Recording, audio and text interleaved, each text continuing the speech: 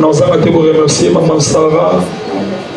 Nous allons remercier Yasunaka Batu, donc œuvre, Salama œuvre sociale. Et quand il a écouté parler de nous, on a été la Tini Batu va contacter on a été la monier donc la coutille par Missombeli déjà. Alors qu'il y a tout Kabola Bakaye, à Missombeli Bakato Bakaye, à Bakisiwa rouleau et uniforme. Tant de choses alors, on peut se péter à Oloba. Donc vraiment papa, merci beaucoup. Les autres ils s'agissent mais vraiment d'enseigner tout ça dans le football. Ok. Papa Lobi a sali ma repéda za Oloba. Alors trouver la directeur né à Oloba. Quand même après ça un message au papa Nigaya après ça. Alors on a mon repéré on peut ça témoignage parce qu'il est là à 6 heures. Ça va y accident moi mon nez donc. Boya. Mais beaucoup de fois parler là Dieu est amour, on a fait un 6 heures et les boulons moto dans le boulevard triomphal, c'était vraiment terrible. Moto frère ici, il y a plein de vitesse, tout balou qui n'a moto dans c'était grave, mais par la grâce de Dieu, moi je sens que j'ai un cheville, dans le bon c'est ainsi le autre merci à frère Fiston pour la présence, la considération. Merci aux représentants de mon église. Nous avons le pasteur Emma, nous avons mon diacre François, nous avons mon diacre Joe. Donc merci pour la participation. Nous avons un partenaire de l'église de Bissau. Donc merci beaucoup de votre invitation. On te dit que les choses sont ici.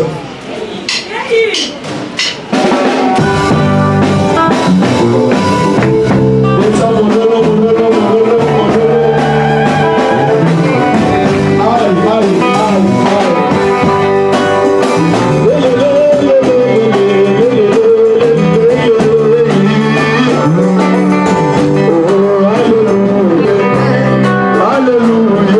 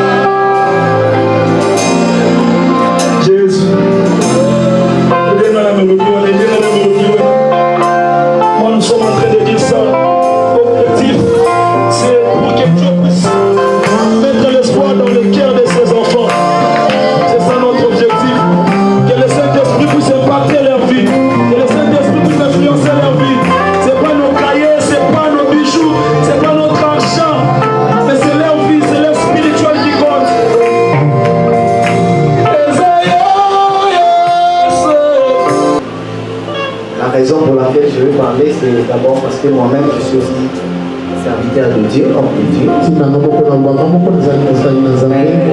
Notre papa a voulu que moi je parle. D'abord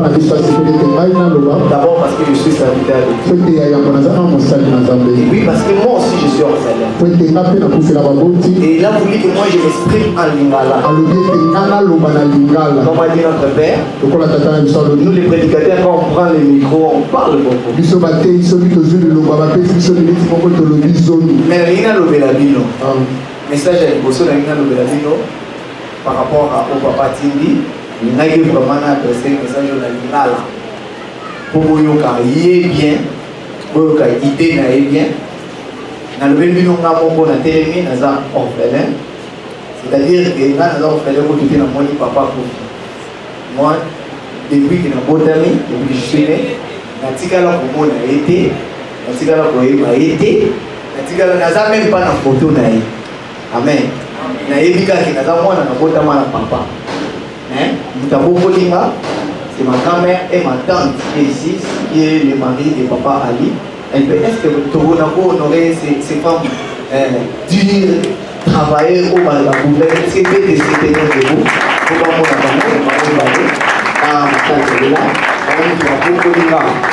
Amen. On va dans 100 papa, en tant que classe, on a diplômé. Et les jours où on a dit qu'on y a solo ya papa nanga, et les jours où on a aussi dit ça va zo kolenga pour le diplôme ya graduat en théologie, na ISPK na limité de théologie. C'est-à-dire non défendre lobby, les londés appellent encore un monsieur, il se présente et dit qu'il est le petit frère de mon père, alors que il est papa nanga, abisso de Kumona. Nous avons une seconde pour défense à l'égard papa mon ami quelque part et c'est alors que annoncé que information la même semaine et ça dit déjà 12 ans à partir de 2016 que papa n'a accoufa déjà et puis accoufa ce qui va Mali ce qui va Bénin. Amen. Et ça qui joue dans le lobby. Vous Amen, amen. Mais Matoumaye dit l'église, dans la salle de défense, et j'ai distingué. Distingué, j'étais fort parce que dans le bail de Nzambé, papa Nanga. Et puis, je vois la forme que je Nzambé, le roi papa Nanga.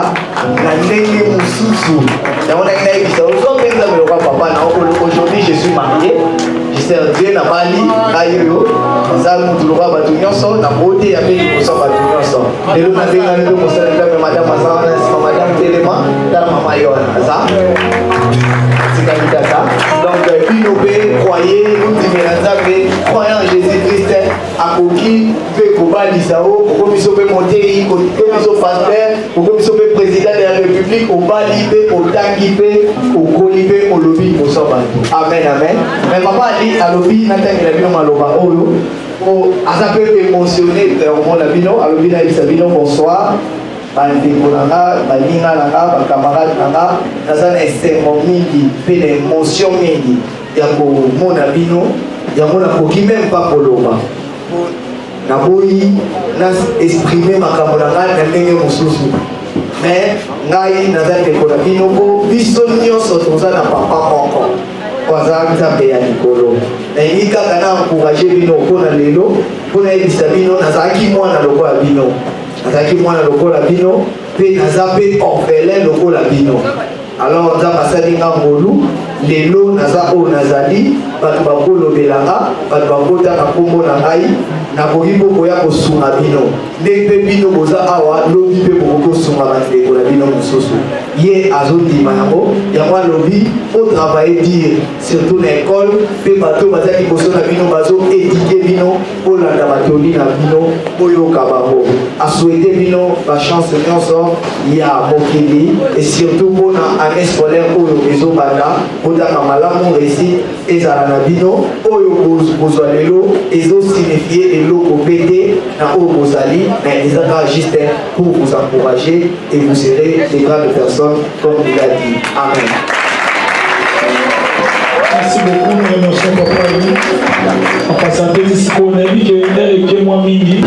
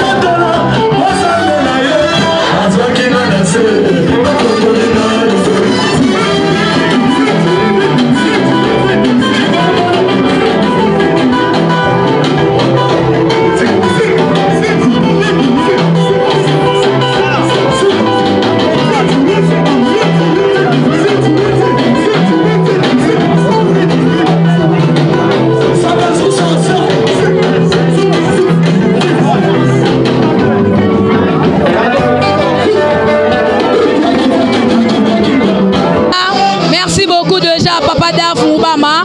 Nous sommes déjà avec Papa papa. Bonsoir. Voilà, Tomoni, assistance na yo, na bana o ba orphelin, lolenge oye ko assister bango, o memeli bango ba fourniture scolaire, na ebité pour la bande ko baso na biso na Congo Promo Télévision na émission na biso News de Kin avec moi Betty Masengu. O me kampe ko ebisa bango, po na nini, o préféré mbongo na yo ko assister ba orphelin oyo, tandis que na ba tout mususu mbongo na bango, baso tongela ngo ba flat, baso investir, mais yo ntimi ko sunga bana o pourquoi? Naye ko lelo ko insister bana wa ya ba orphelin pour ngai moko déjà na zape orphelin de peine et na ko laksa bana exemple ke kozanga papa kozanga mama et lobité ke vie esili lobi na yo ezaka nzambe mutasala ngo soki lobi okoyi kotanga lelo classe atosala ngo te moi muke mukoyi komona na sungi bango lelo na ba fourniture scolaire pourquoi puisque avenir na biso lobi ya Congo ezapa ya maboko ya ba jeune soki biso to aider ba jeune ote nana ko aider bango yango moni ngai salaki ngai pasi na motema na préféré na ya na partager na bango moi muke ya kolia moi muke na salaki nango na sunga bango pona ba étude na bango po lobi avenir na biso ya Congo ezaka la maboko ya ba jeune oto asalia. Merci beaucoup papa. Merci maman. Voilà, donc tous appelé papa Yazali coordonnateur. Voilà, bonsoir papa Firé. Bonsoir maman. Voilà, en tout cas bande convention na biso, tout pour assister lolenge papa Ali Maimona, aye ko assister bana oba orphelin, a memeli bango ba fourniture scolaire, a pesi bango ya kolia, na éviter et ça pour nani. Bon. Bana baza venir à l'autre. Alors bana oyo baza na posa ya soutien ya batu oyo baza na mboka oyo baza na mitema malamu. Alors frère Paul a salaki appel à lancer appel pour na soutien bana oyo oyo baza bandeko na biso ba congolais. Alors papa Ali na équipe na ye appel wana toucha ki biso et biso to voilà pourquoi to lingaki ko ya awa pona pour assister bango par rapport appel wana.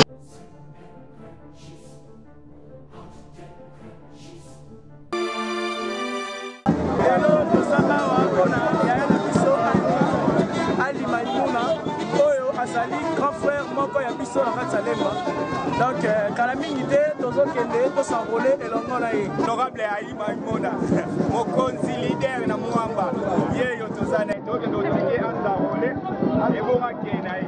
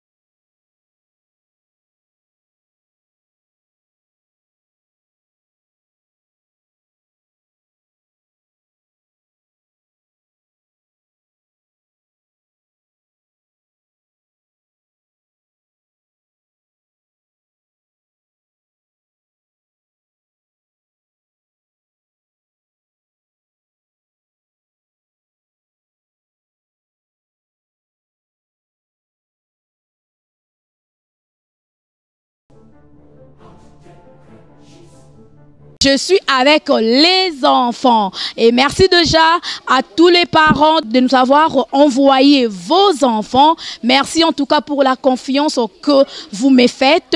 Joyeux Noël à notre PDG, le PDG Ali Maïmona. Que Dieu vous bénisse, papa. Donc, il est toujours derrière moi. L'homme social au service du peuple pour les changements. Salutations déjà à tout le monde. Papa Firimwana Kiakou, notre cordon de la fondation Alma. Salutations et merci déjà à vous parce que Yazalra toujours pembe ninabiso pour nous soutenir car donc Moussala est toujours de l'avant et déjà merci déjà à mon pasteur le pasteur Olivier Temete. Mais voilà, émission Oyo Fondation Alma et tia pour que Kosunga orphelin veuve, Kosunga, population congolaise en général. Et aujourd'hui, Fondation Alma et Ndimi qu'on fêtait parce que, vous le savez, le 25 décembre, c'est une fête des enfants. Lelo Tozanabana.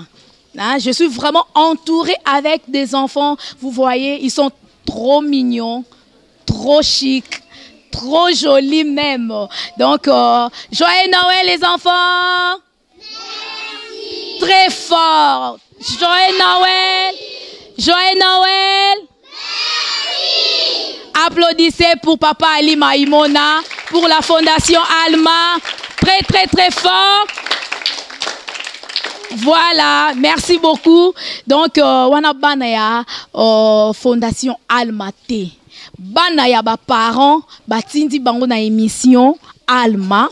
Donc, po ba sepela, po ba bina, ba yemba, ba lia, ba mela. Te tozuka bana lemba te eza po tosangani na lemba mais soko taliba ne belé baza awa ba para batindi bango bana bauti matete baza bana bauti ngaba baza donc tosangisi bana et un peu partout na mwamba na batu nyonso balingaka papa Ali balingaka fondation topesi ba joyeux Noël na bana na biso nyonso et puis na ba parents nyonso batindeli biso bango en tout cas ça marque de confiance o basali biso batindeli biso bana na mukolo alelo topesi joyeux Noël na le PDG Ali Maïmouna et puis na maman MRH la maman de tout le monde zo ba joyeux Noël na yo maman. Et à toi aussi Betty Massengou et aussi à papa Dave, à papa Firé et surtout à notre père le pasteur Olivier Temete. Initiative Oeutaki bien sûr et pas PDG Ali Maïmona, il y a un homme social, alingaka le social, alingaka bana, alingaka ba famille, en tout cas alingaka journal lelo et leka par hasard en vain, en tout cas alingaki to immortaliser en pour na bana na biso. Pourquoi pas ba CP là bas à ensemble, ba les quand même na télé, ba s'exprimer au fait. Yo mo le PDG Ali Maïmona en personne. Tolati bilamba na epotalaka lelo pour la première fois équipe à Fondation Tokiti sur terrain donc photo yana ba image na biso qui est toza complet. Voilà, je suis à ma maman Mireille Pouns. Voilà. Je présente mon maman Denise. Voilà. Je m'appelle Mélanie Kambamba Kafoute. Je souhaite joyeux Noël à mon père Kambamba, Rémi Kambamba. Joyeux Noël à qui? Maman. Maman. Oui, à qui encore? Papa Bête. Papa qui? Papa Damoubama. Ok. Attendez, hein? Père Noël, où sont les cadeaux? Où sont les cadeaux?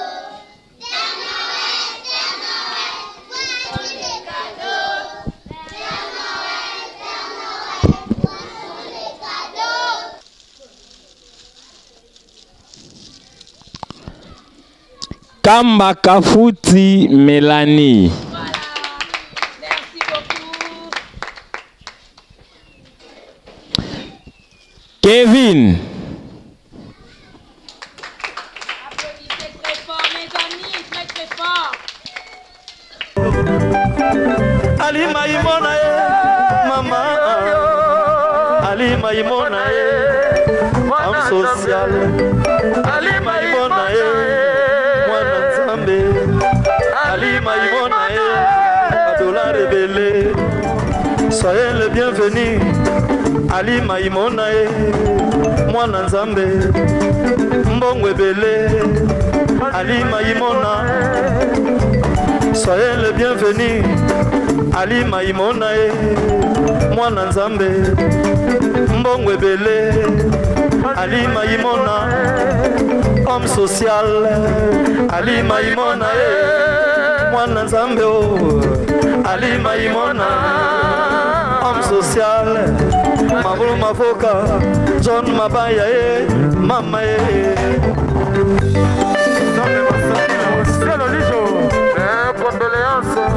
Kofi Aina, Yokana Numala Kotelinko Yanko Pensan yo. Yokana Nulitea, Fredi Movadi Akoloba. Yokana Numalako, Simakana Kopesa. Esengo na yo ezala, esengo ya sita Mosampai. Otango mokile salemaka mama o. Ali Maïmona homme social. Ali Maïmona Mwana Nzambe. Ali Maïmona l'homme social.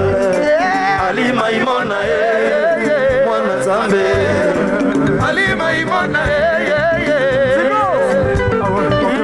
Ali Maïmona yo yo. Ali Maïmona mama. Ali Maïmona homme social. Ali Maïmona mwana nzambe. Ali Maïmona adola rebelle. Ali Maïmona on s'y dans la présence c'est Ali Maïmona.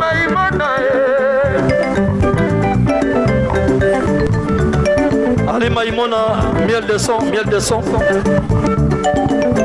Homme social Ali Maïmona. Ah ouais.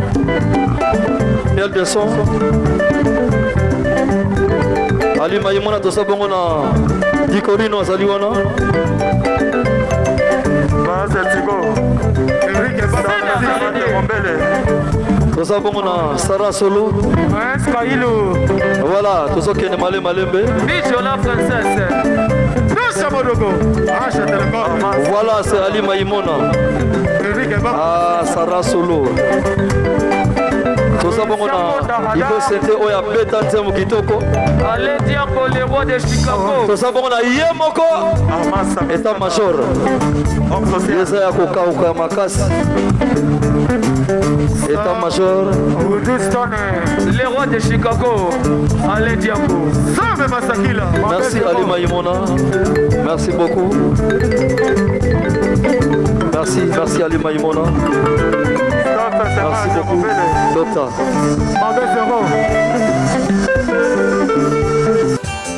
Pourquoi tu m'as fait ça? Pourquoi tu m'as fait ça? Bientôt ça va arriver. C'est ça. Le peuple. Pourquoi tu m'as fait ça? Le PDG Ali Maïmona. Pourquoi tu m'as fait ça? Ali Maïmona. Pourquoi tu m'as fait ça? Pourquoi tu m'as fait ça? Le PDG Ali Maïmona. Le PDG Ali Maïmona. Le PDG. Pourquoi tu m'as fait ça? Manik c'est du Pouki. Pourquoi tu m'as fait ça? Pourquoi tu m'as fait ça? Ali Maïmona, le PDG. Le PDG Ali Maïmona, le PDG. Le PDG Ali Maïmona, c'est. Pourquoi tu m'as fait ça?